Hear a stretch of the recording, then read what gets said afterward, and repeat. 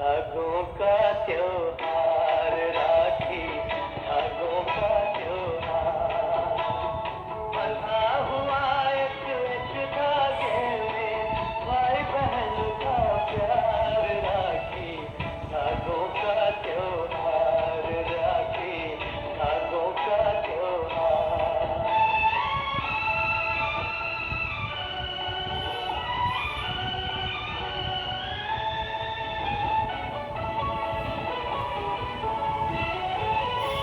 कितना कोमल कितना सुंदर भाई बहन का नाता, इस नाते को याद दिलाने ये त्योहार है आता।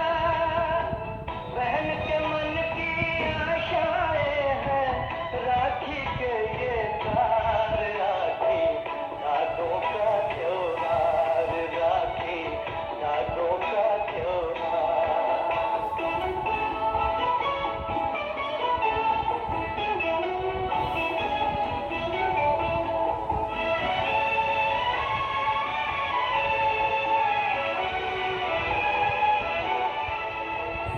बहन कहे मेरे वीर, तुझे ना बुरी नजरिया लागे, मेरे राजा भैया तुझको मेरी उमरिया लागे। धन पराया फिर भी मिलूंगी, साल में तो एक बार राखी, धागों का त्योहार राखी, धागों का त्योहार।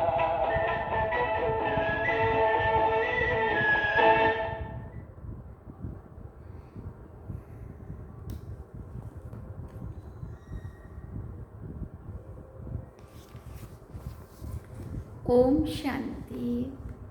बाबा गुड मॉर्निंग। बाबा हैप्पी रक्षाबंधन। हम सब की तरफ से, बाबा की तरफ से आप सबको रक्षाबंधन की बहुत बहुत बहुत बधाई हो, बधाई हो। रक्षाबंधन का त्यौहार आया मना, बहुत सारी खुशियाँ लाया। हाँ, ये क्योंकि बाबा ने देखो हम आत्माओं को कितना पवित्र बंधन में बांधा है। परमात्मा प्यार के बंधन में बांधा, आत्मा आत्मा भाई भाई के बंधन में बांधा, विकारों से हमारी रक्षा करने के लिए एकता के सूत्र में बांधा। हम सब एक हैं, एक पिता के बच्चे हैं, आत्मा के नाते से भाई भाई हैं, है ना। तो बाबा ने सभी उन दे और दे की दुनिया से डिटैच करके और अपने साथ अटैच करने के लिए ये बंधन में हमें बांधा है, हमें अपना बनाया है।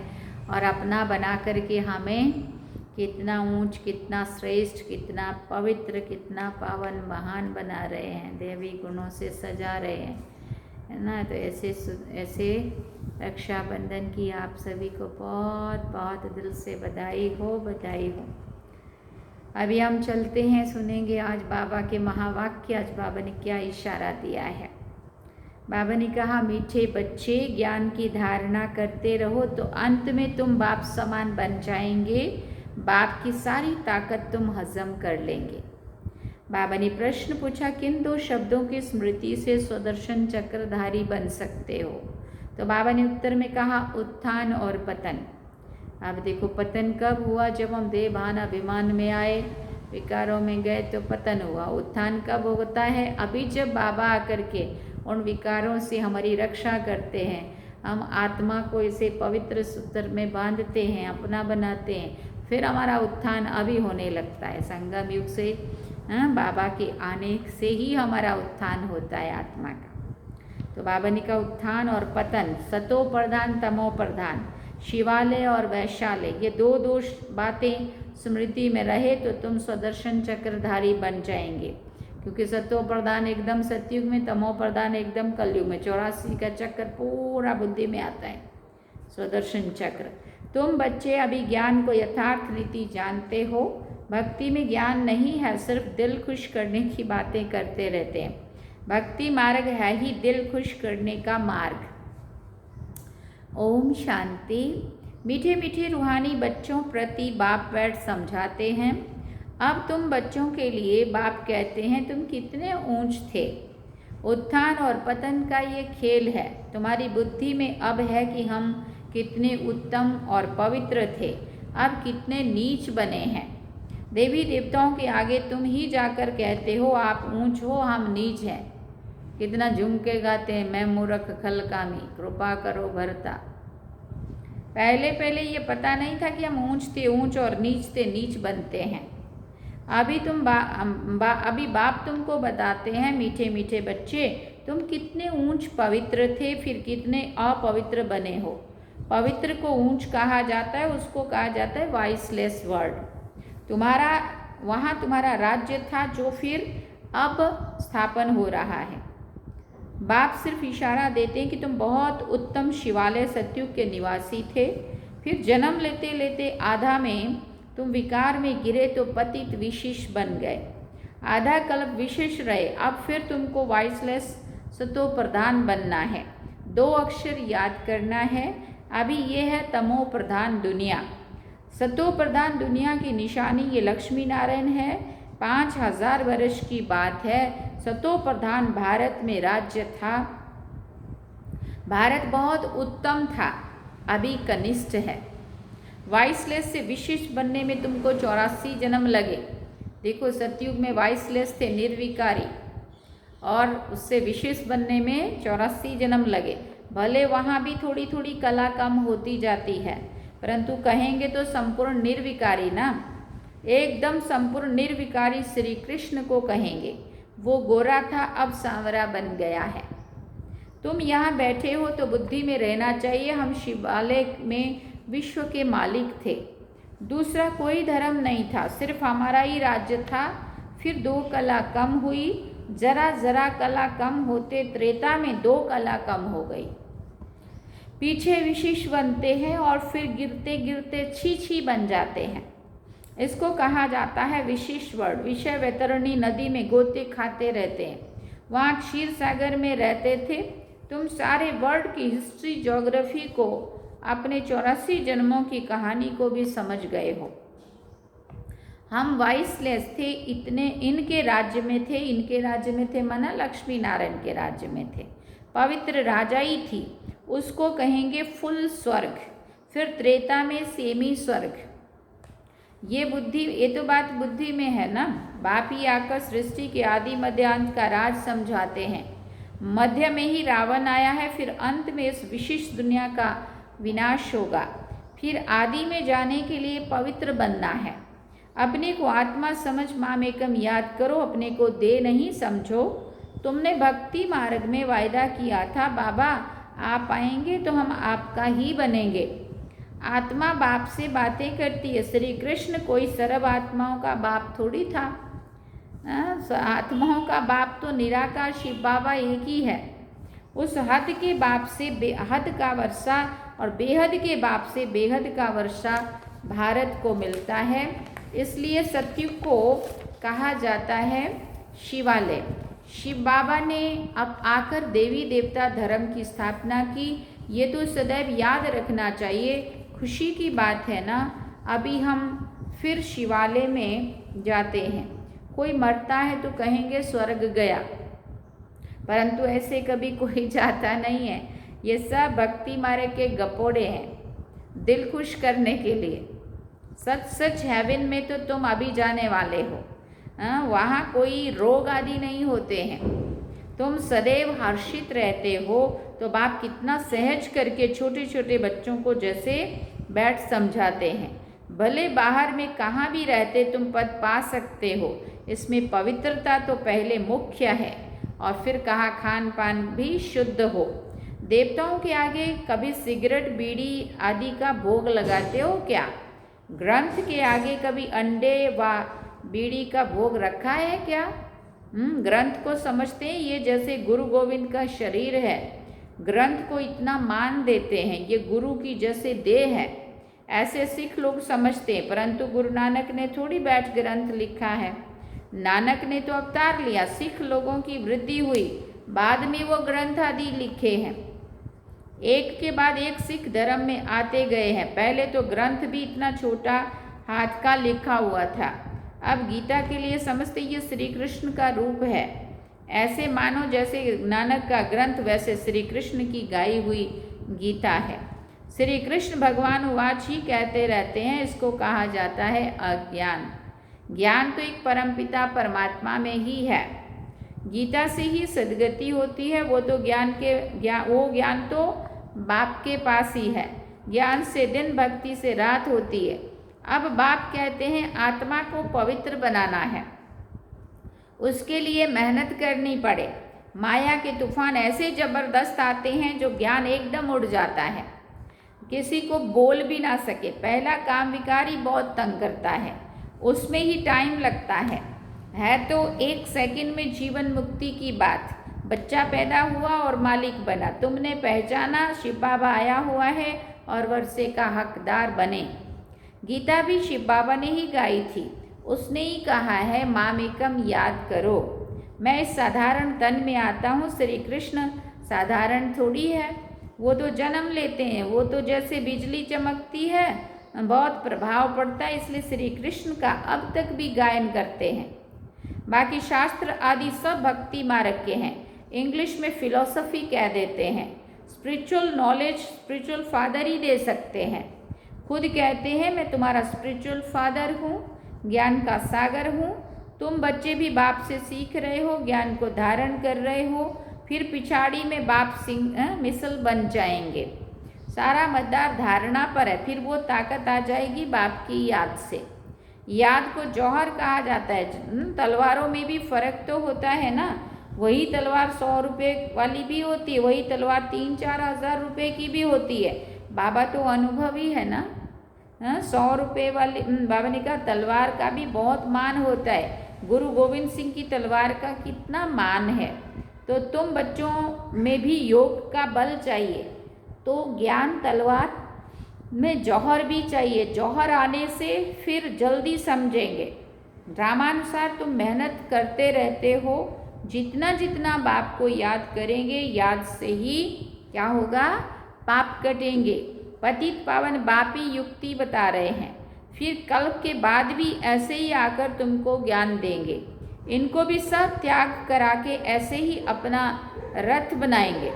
तुम बच्चों को वहाँ कितनी कशिश हुई, कैसे सब भागे। बाप में कशिश है ना, अभी तुमको ऐसा संपूर्ण बनना है।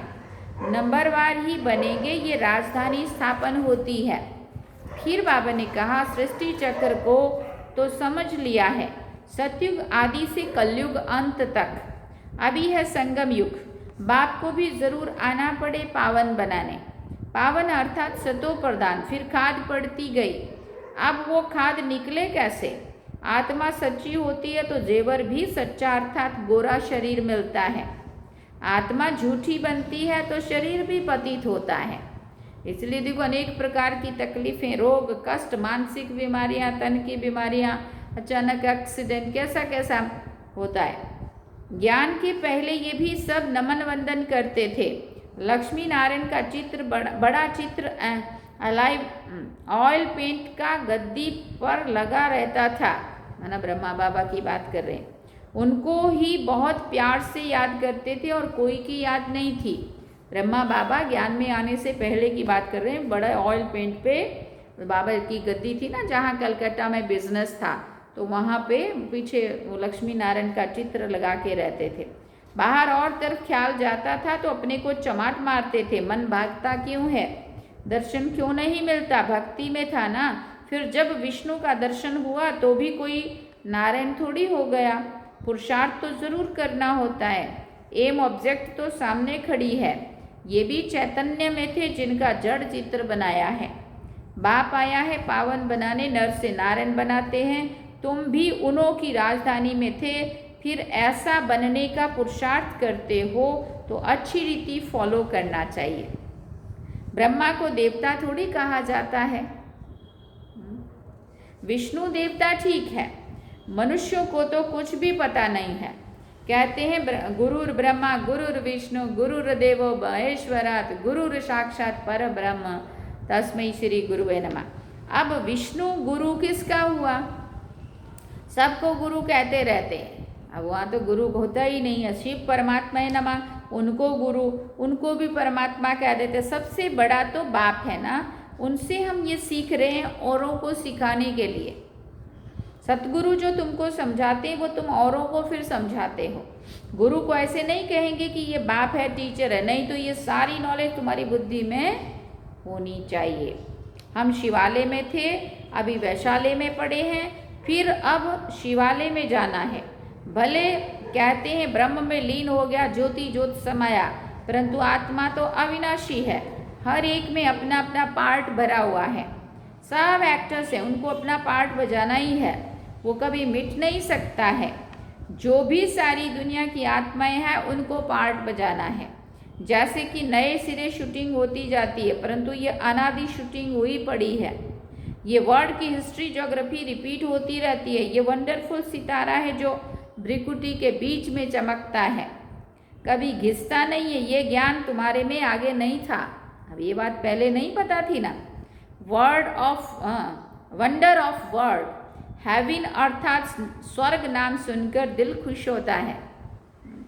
अभी तो सतयुग है ही नहीं, अभी है कलयुग, तो पुनर्जन्म फिर कलयुग में ही लेंगे ना। जाना तो सबको जरूर है, परंतु पतित आत्माएं तो जा ना सके। अभी तुम बच्चे पावन बनते हो योग बल से। पावन दुनिया गॉडफादर ही स्थापन करते हैं, फिर रावण हेल बनाता है। ये तो प्रत्यक्ष है ना, रावण को जलाते हैं ना। मनुष्य तो कहते हैं ये अनादि चला आता है, परंतु कब से शुरू होता है ये किसी को भी पता नहीं है। आधा आधा तो कर ना सके, क्योंकि लाखों वर्ष कह देते हैं, कलयुग को फिर 40,000 वर्ष कह देते हैं। तो मनुष्य घोर अंधियारे में है ना। अज्ञान नींद से जागना बड़ा मुश्किल है। बाबा ने कहा जागते ही नहीं है। अभी है संगम युग, जबकि बाप आकर पावन बनने की युक्ति बताते हैं। तुम पावन होंगे तो पावन दुनिया स्थापन हो जाएगी, ये पतित दुनिया ही खलास हो जाएगी। अभी कितनी बड़ी दुनिया है, सतयुग में तो बहुत छोटी दुनिया हो जाएगी। अब माया पर जीत पाकर पावन जरूर बनना है। बाबा कहते हैं माया बड़ी दुस्तर है, पावन बनने में ही अनेक प्रकार के विघ्न डालती है। पवित्र बनने की हिम्मत रखते हैं, फिर माया आकर क्या क्या हाल बना देती है, घूंसा लगाकर गिरा देती है। की कमाई फिर सारी खत्म हो जाती है, फिर बहुत मेहनत करनी पड़ती है। कोई तो गिरते हैं फिर मुंह भी नहीं दिखाते हैं, फिर इतना ऊंच पद पा ना सके, है ना। फिर बाबा ने कहा पुरुषार्थ पूरा होना चाहिए, फेल नहीं होना चाहिए। इसलिए कोई गंधर्वी विवाह भी करके दिखाते हैं। सन्यासी लोग कहते हैं शादी की और पवित्र रहे, ये तो इम्पॉसिबल है। बाबा कहते हैं पॉसिबल है, क्योंकि प्राप्ति बहुत है। ये अंतिम एक जन्म तुम पवित्र बनेंगे तो तुमको स्वर्ग की बादशाही मिलेगी। क्या इतनी बड़ी प्राप्ति के लिए तुम एक जन्म पवित्र नहीं रह सकते हैं? पूछ रहे हैं बाबा, प्रश्न है बाबा का। कहते हैं बाबा हम जरूर रहेंगे। सिख लोग भी पवित्रता का कंगन डालते हैं, यहाँ कोई धागा आदि बांधने की भी दरकार नहीं है, ये तो बुद्धि की बात है। बाप कहते हैं मामेकम याद करो। बच्चियाँ बहुतों को सुनाती हैं, परंतु बड़े आदमियों की बुद्धि में बैठता थोड़ी है। कहते हैं पहले उनको अच्छी रीति से समझाओ, ये सब प्रजापिता ब्रह्मा की औलाद हैं। शिव बाबा से वर्षा मिल रहा है, पतित से पावन बनना है। अब बाप कहते हैं मामेकम याद करो, ऐसा कोई कह ना सके। पहले तो उनकी बुद्धि में बिठाना है। भारत क्या बिठाना है बुद्धि में? ये भारत वाइसलेस था, अभी विशेष है, फिर वाइसलेस कैसे बनेगा? भगवान वाच मामेकम याद करो। बस इतना कहे तो भी अहो सौभाग्य, परंतु इतना भी नहीं कह सकेंगे, भूल जाएंगे, और वही होता है। बाबा ने समझाया था, उद्घाटन तो बाप ने कर दिया है, बाकी तुम निमित्त कर रहे हो। फाउंडेशन लगा दिया है, बाकी अब सर्विस स्टेशन का उद्घाटन होना है। यह तो गीता की ही बात है, गीता में भी है, हे बच्चों तुम काम पर जीत पहनो, ऐसे जगत जीत बनेंगे। काम पर जीत पहनो तो ऐसे जगत जीत लक्ष्मी नारायण जैसे बनेंगे। 21 जन्मों के लिए भले खुद ना बने, औरों को तो समझाएं, ऐसे भी बहुत हैं औरों को उठाकर खुद गिर पड़ते हैं। काम महाशत्रु एकदम गटर में गिरा देता है। जो बच्चे काम पर जीत पाते वही जगत जीत बनते हैं। अच्छा, मीठे मीठे सिकिल दे बच्चों प्रति माता पिता बाप दादा का याद प्यार और गुड मॉर्निंग।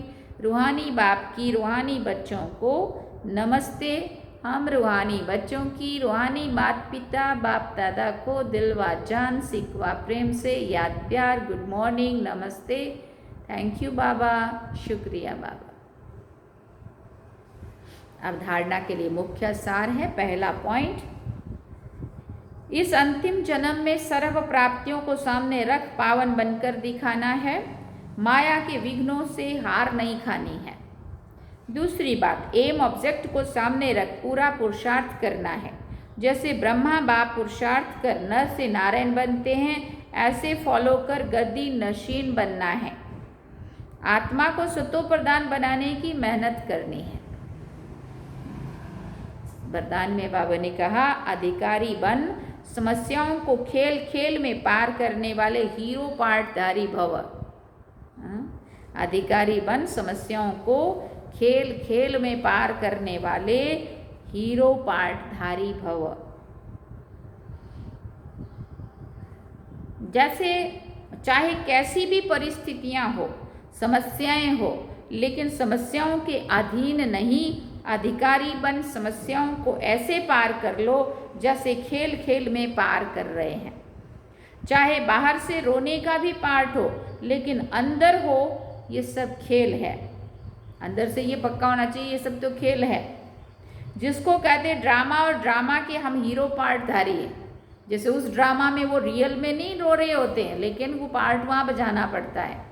तो यहाँ भी ऐसे समझो तो पार्ट बजा रहे हैं, असल में तो हीरो पार्टधारी अर्थात एक्यूरेट पार्ट बजाने वाले। इसलिए कड़ी समस्या को भी खेल समझकर हल्का बना दो तो कोई भी बोझ ना हो।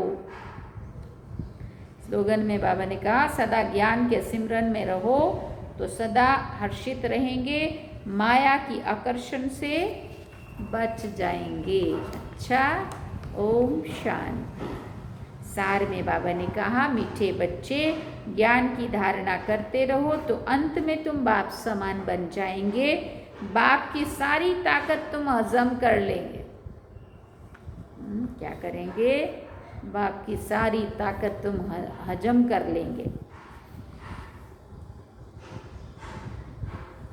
अच्छा, ओम शांति। तो ये थे बाबा के आज के महावाक्य जो हम सभी ने सुने।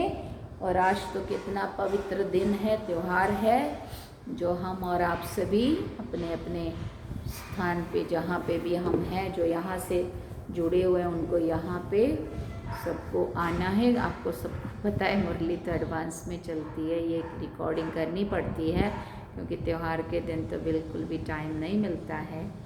तो अभी आने वाले कल और परसों रक्षाबंधन का त्यौहार है, तो हम सभी प्रेम से मनाएंगे। बाबा से सुंदर से संकल्प करेंगे, अपनी हमारी जो आत्मा है ये बंधन मुक्त बन जाए, सर्व गुणों से सज जाए, है ना, दिव्य गुणों से सजा के, और फिर हमारी अपनी आत्मा को इतना शुद्ध सत्व प्रधान बनाएं बाबा की याद से, ज्ञान गुण और शक्तियों से, और ऐसे पवित्र बंधन में सदा बंधे रहें ताकि माया के बंधन से कहीं से भी हमें कोई खतरा ना हो, माया अपने बंधन में ना बांधे, बस, है ना। इसके लिए बाबा बंधन में बांधता है, संकल्प कराता है ना। तो ऐसे सुंदर से दिन की आप सभी को बहुत बहुत फिर से बधाई। और अब हम चलते हैं बाबा की याद। चलिए।